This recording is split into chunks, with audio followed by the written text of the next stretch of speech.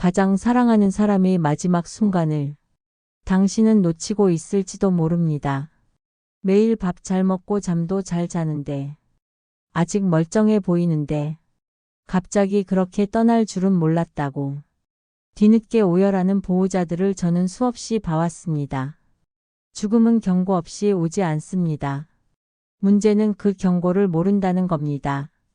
우리가 그냥 피곤해서 그런 줄로만 알고 지나쳤던 바로 그 변화들. 그게 마지막을 알리는 신호였다는 걸 깨달았을 땐 이미 손을 잡아줄 시간이 없습니다.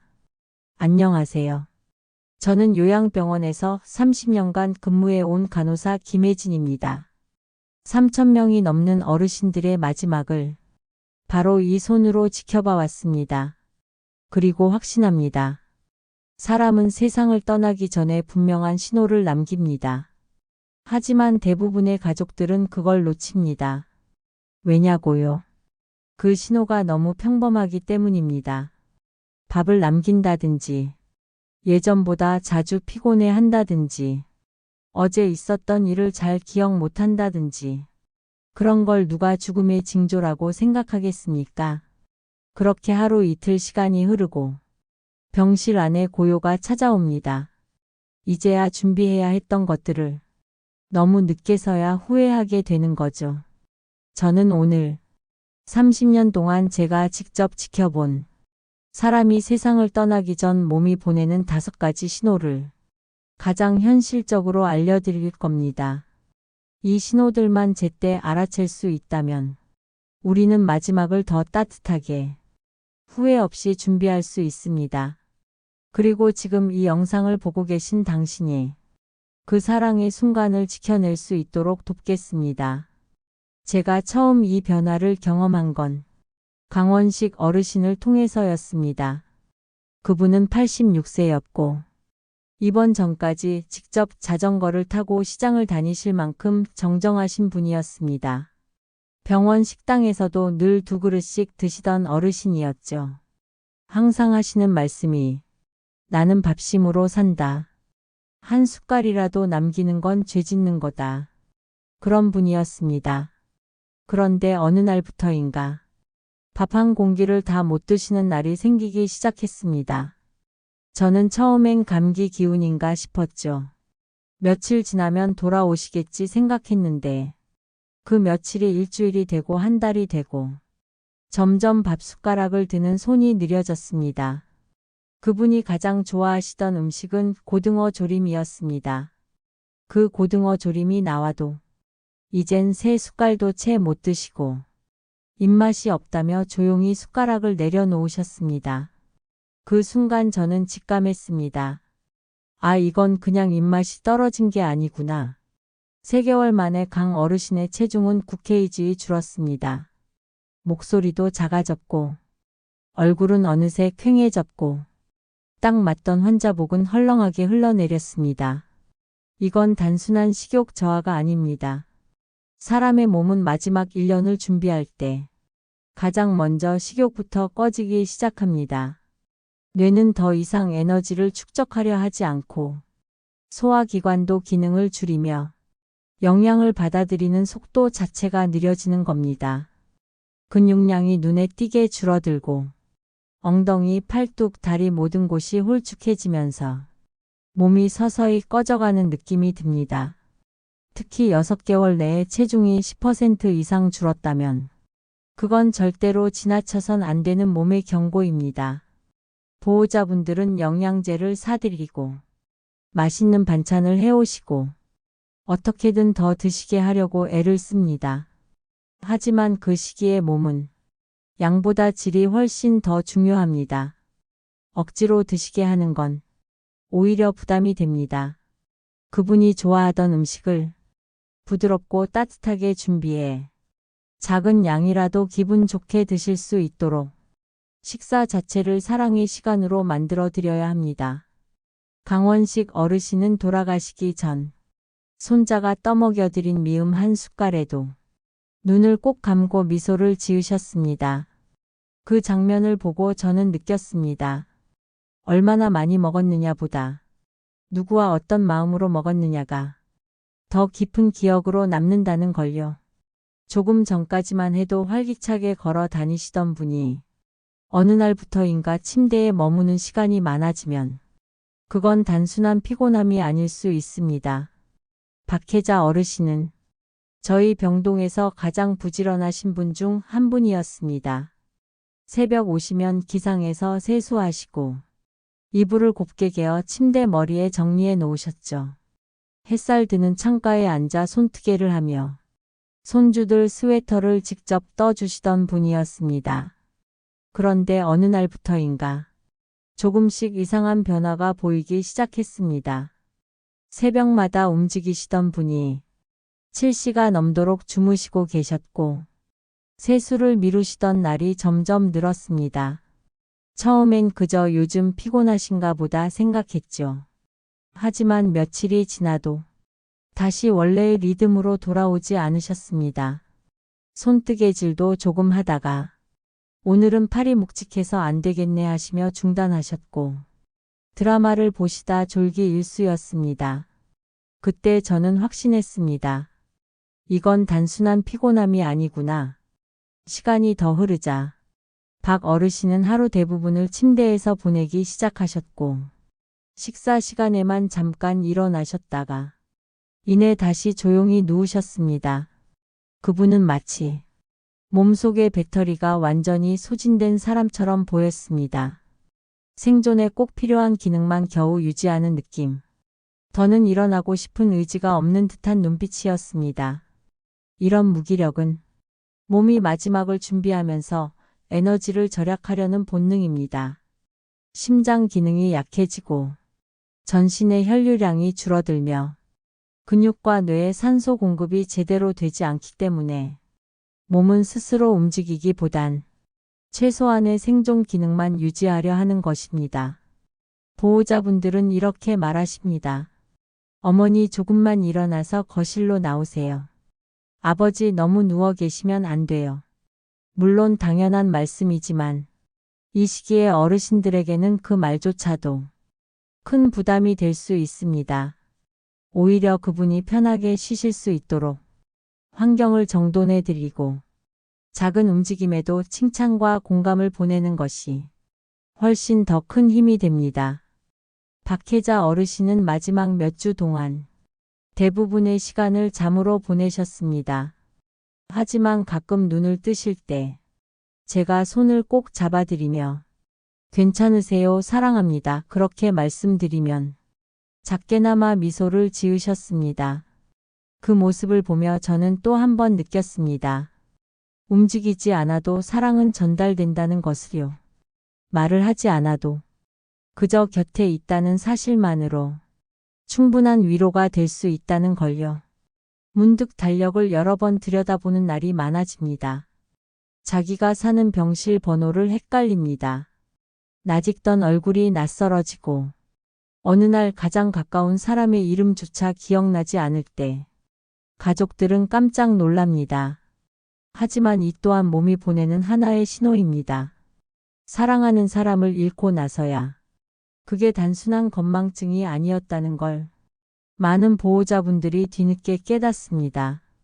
이명철 어르신은 89세였고 정년까지 중학교 수학 선생님으로 재직하셨던 분이었습니다. 처음 병동에 오셨을 때도 연산 문제를 척척 풀어내며 손주들에게 문제를 내주시고 60년 전 제자 이름을 아직도 기억하신다며 그 이름들을 또박또박 적으시던 분이었습니다. 그러던 어느 날 어르신께서 오늘이 며칠이냐며 달력을 몇 번이나 들여다보시는 모습을 보았습니다. 평소 꼼꼼히 일기를 쓰시던 분이 날짜를 적다가 멈추셨습니다. 작은 이상이 시작된 겁니다. 며칠 뒤 식사 후 병실로 돌아가시던 길에 자신의 병실을 찾지 못하시고 직원 호출벨을 누르셨습니다. 그 순간 저는 속으로 준비를 시작했습니다. 가장 아팠던 날은 어르신의 아내분이 면회를 오셨던 날이었습니다. 60년을 함께 살아오신 분이 눈앞에 서 있었는데도 어르신은 한참을 바라보다 이렇게 물으셨습니다. 실례지만 누구시죠? 그 순간 아내분의 눈에서 눈물이 쏟아졌고 저도 덩달아 가슴이 철렁 내려앉았습니다. 그런데요. 30분쯤 지나자 어르신의 눈빛이 다시 또렷해졌습니다. 아, 여보 언제 왔어? 이렇게 다시 아내의 이름을 부르며 평소처럼 대화를 나누셨습니다. 이 시기의 기억은 왔다가 사라지고 다시 돌아왔다가 또 흐려지기를 반복합니다. 치매와는 다릅니다. 점점 지금은 사라지고 과거가 또렷해지는 시기입니다. 왜 그럴까요? 뇌의 구조상 오래된 기억을 담당하는 부위는 가장 늦게 영향을 받기 때문입니다. 그래서 손주는 헷갈려도 돌아가신 어머니의 이름은 선명하게 떠오릅니다. 이명철 어르신도 이후로는 점점 과거의 이야기만 하셨습니다. 첫 발령받았던 학교, 자전거 타고 출근하던 여름 아침, 돌아가신 어머니가 싸주셨던 도시락까지 마치 그 시절로 돌아간 사람처럼 그 이야기를 반복하셨습니다. 보호자분들은 이때 당황하십니다. 아버지 지금은 2025년이에요. 할머니는 돌아가신 지 오래됐잖아요. 현실로 되돌리려 애를 쓰시지만 그건 오히려 더 큰 혼란과 불안을 줍니다. 그럴 땐 차라리 그 시간 속으로 같이 들어가 주세요. 함께 그 시절을 떠올려 주시고 그 이야기를 들어주세요. 현재는 사라질 수 있어도 사랑의 기억은 끝까지 남아 있습니다. 이명철 어르신도 마지막 일주일 동안 손주가 물어본 수학 문제에 짧지만 또렷하게 답을 해주셨습니다. 그 순간 저는 깨달았습니다. 기억은 흐릴 수 있어도 사랑은 끝까지 사라지지 않는다는 걸요. 김은심 할머니는 정말 보기 드문 체질이셨습니다. 84세라는 나이가 무색할 만큼 혼자 장도 보시고 반찬도 직접 만드시던 분이었죠. 평생 병원에 입원한 적도 거의 없고 감기약 하나도 꺼려 하시던 분이었습니다. 그분은 항상 이렇게 말씀하셨어요. 몸은 스스로 이겨야 단단해진다. 약에 의지하면 면역력만 약해진다. 그만큼 건강에 대한 자부심이 크셨던 분입니다. 그런 김 할머니가 어느 날 욕실에서 넘어지셨습니다. 고관절에 금이 가는 큰 부상이었죠. 혼자 계시다가 발견이 늦어졌고 그 일로 요양병원에 입원하시게 됐습니다. 처음엔 며칠만 쉬시면 괜찮아지시겠거니 싶었습니다. 기운도 좋고 식사도 어느 정도 드셨으니까요. 하지만 이상했습니다. 평소 같으면 이틀이면 지나갔을 감기 기운이 열흘이 넘게 갔습니다. 기침이 점점 깊어졌고 결국 폐렴 진단을 받고 항생제 치료를 시작했죠. 그걸 계기로 할머니의 면역력이 급격히 무너지기 시작했습니다. 한 달 간격으로 요로 감염, 피부 감염, 계속해서 새로운 감염들이 찾아왔습니다. 특히 한 번은 팔에 긁힌 자국 하나가 몇 주가 지나도록 아물지 않더니 결국 진물이 나고 붓기까지 했습니다.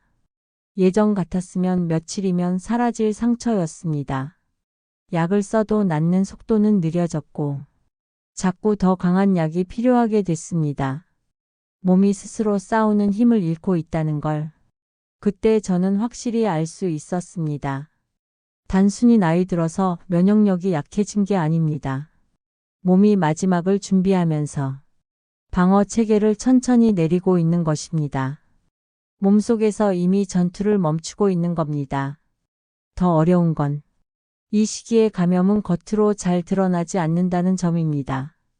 열도 안 나고 기침도 없고 피부에 큰 변화도 없는데 밥을 안 드시고 말수가 줄고 자꾸 같은 말을 반복하신다. 그럴 때 우리는 컨디션이 안 좋은가 보다 하고 지나칩니다. 하지만 그게 바로 몸이 보내는 이상 신호입니다. 김은심 할머니도 마지막 감염 때 열은 전혀 없었습니다. 다만 너무 피곤해하시고 하루 종일 자꾸 눈만 감고 계셨죠. 그때 저희는 더 강한 약을 고민하지 않았습니다. 대신 부드럽고 따뜻한 수건으로 몸을 닦아드리고 좋아하시던 클래식 음악을 틀어드리고 자주 가족 사진을 보여드렸습니다. 마지막 몇 주 동안 그분은 더 이상 싸우지 않았습니다. 그저 조용히 자신의 속도대로 작별의 시간을 준비하셨습니다. 그리고 저는 그 시간을 옆에서 지켜보며 다시금 확신했습니다. 모든 걸 고치려 들기보다 그분의 속도에 맞춰 함께 있는 것, 그게 진짜 돌봄이라는 것을요. 그리고 때로는 싸우지 않는 것도 가장 용기 있는 선택이 될 수 있다는 것을요. 정세훈 어르신은 젊은 시절 마라톤 선수였습니다. 70대 중반까지도 매일 새벽 공원을 걷고 하루 만보 이상을 채우시던 분이었습니다. 심지어 요양병원에 처음 입원하셨을 때도 정원 한 바퀴를 돌고 들어오시며 나는 아직 멀쩡하다고 웃으시던 모습이 선합니다. 하지만 그 웃음 뒤에 저는 작은 이상을 알아챘습니다. 계단을 오르시며 잠깐만요, 숨이 좀 차네요. 식사 중 조금만 쉬었다 먹을게요. 그리고 어느 날 아침 침대에서 일어나며 크게 숨을 들이마신 뒤 가만히 멈춰 계시는 그 장면. 그건 단순한 컨디션 저하가 아니었습니다. 그분의 몸이 호흡으로 먼저 마지막 준비를 시작하고 있었던 겁니다. 그러던 어느 날 밤, 정 어르신의 호흡이 달라졌습니다. 규칙적이던 숨소리가 10초간 빠르게 몰아쉬었다가 갑자기 멈추는 현상이 반복되기 시작했습니다. 의학적으로는 체인 스토크스 호흡이라 부릅니다. 호흡 중추가 불안정해질 때 나타나는 대표적인 증상입니다. 숨을 깊이 몰아쉬다 갑자기 멈추고 다시 천천히 들이쉬는 그 간헐적인 흐름. 가족분들은 처음엔 잠꼬대나 코골이 정도로 생각하십니다. 하지만 그건 뇌가 호흡 명령을 내려주지 못하고 있다는 신호입니다. 그 무렵 정 어르신의 손과 발이 차가워지기 시작했습니다. 늘 따뜻하던 손이 얼음장처럼 식었고 발끝은 서서히 푸르스름한 색으로 변했습니다. 심장이 말단까지 혈액을 밀어내지 못하고 있었던 겁니다. 몸은 더 이상 전신에 에너지를 쓰지 않고 생존에 꼭 필요한 장기인 심장과 폐에 남은 자원을 집중하려는 방식으로 마지막 방어선을 구축합니다. 어느 날 어르신은 말씀하셨습니다. 눕는 게 더 숨차네. 그래서 저희는 베개를 여러 개 겹쳐드리고 상체를 최대한 세운 자세로 앉을 수 있도록 도와드렸습니다. 물도 한 번에 많이 드시지 못하시니 작게 나눠 조금씩 자주 들이실 수 있게 했죠. 가족분들은 묻습니다. 검사 더 받아야 하는 거 아니냐고. 산소 호흡기를 써야 하지 않냐고. 하지만 그 시기의 변화는 병의 진행이라기보다 삶이 조용히 마무리를 향해 가는 과정입니다. 저희는 정 어르신이 가장 편안하게 숨 쉴 수 있는 환경을 만들어 드리는 데 집중했습니다. 방 온도는 시원하게 유지하고 가습기를 틀어 공기가 마르지 않도록 했습니다. 어르신은 마지막 일주일 동안 침대보다 의자에 앉아 지내시는 시간이 많아졌습니다. 숨이 덜 찼기 때문입니다. 그리고 어느 저녁 창밖을 바라보시던 어르신이 손자를 바라보며 이렇게 말씀하셨습니다. 이제 다 달린 것 같다. 그 말에 가족들은 울음을 삼키며 고개를 끄덕였고 저도 마음속으로 어르신을 응원했습니다. 정세훈 어르신은 마치 긴 마라톤을 완주하고 결승선 앞에서 숨을 고르듯 고요하고도 평화롭게 마지막을 맞이하셨습니다. 그 장면은 제 기억 속에 지금도 선명하게 남아 있습니다. 그 어떤 고통도 두려움도 없이 그분은 그렇게 숨결 하나하나를 사랑으로 마무리하셨습니다. 30년 동안 저는 수많은 어르신들의 마지막을 지켜봤습니다. 식욕이 줄고 움직임이 느려지고 기억이 흐려지고 감염에 자주 시달리고 호흡이 바뀌어가는 그 모든 순간들. 그 시간들을 곁에서 바라보며 저는 한 가지를 확신하게 됐습니다. 사람은 세상을 떠나기 전에 반드시 몸으로 신호를 보냅니다. 그리고 그 신호는 너무도 조용하고 너무도 일상적인 모습으로 다가옵니다. 처음엔 밥을 조금 덜 먹는 것으로 시작되고 피곤하다고 자주 눕는 것이 이어지고 어제 있었던 일을 기억 못하는 작은 실수들이 쌓이고 상처가 잘 아물지 않고 숨이 조금씩 짧아지고 그렇게 마지막은 우리 곁에 조용히 다가옵니다. 하지만 우리가 그 신호를 미리 알아챈다면 사랑하는 사람의 마지막 시간을 더 따뜻하고 더 후회 없이 준비할 수 있습니다. 억지로 병을 고치려 하지 않고 같이 밥 한 숟갈을 나누고 손을 잡아주고 그분의 말에 귀를 기울이고 조용히 곁에 머물 수 있습니다. 저는 이 영상을 보시는 여러분이 지금 이 순간 그 사랑을 준비할 수 있기를 바랍니다. 죽음은 끝이 아닙니다. 죽음은 또 하나의 사랑의 방식입니다. 박종원 어르신은 손자가 떠먹여준 미음을 먹으며 마지막 미소를 지었습니다. 오세라 할머니는 눈을 감고도 손을 꼭 잡아들이면 그 손끝으로 사랑을 전하셨습니다. 이명철 어르신은 흐려진 기억 속에서도 손주에게 수학 문제를 풀어주었습니다.